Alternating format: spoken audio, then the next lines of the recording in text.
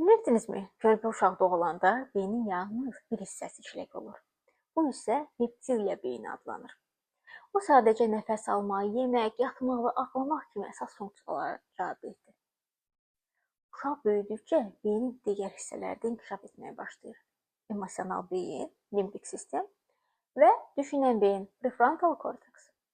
Emosional beyin uşağa hisslərini tanımağa və ifadə etməyə kömək edir.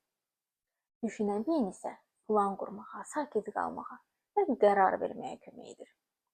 Amma çox valideynin bilmədiyi maraqlı bir fakt var. Beyin tam olaraq 25 yaşında formalaşır. Yəni uşağınız bir növ özünü itirəndə bu pis davranış deyil. Sadəcə beyni hələ tikilmə mərhələsindədir. Səbirli olaq. Bizim sakitliyimiz və sevgi dolu reaksiyamız onların beynini möhkəmləndirir.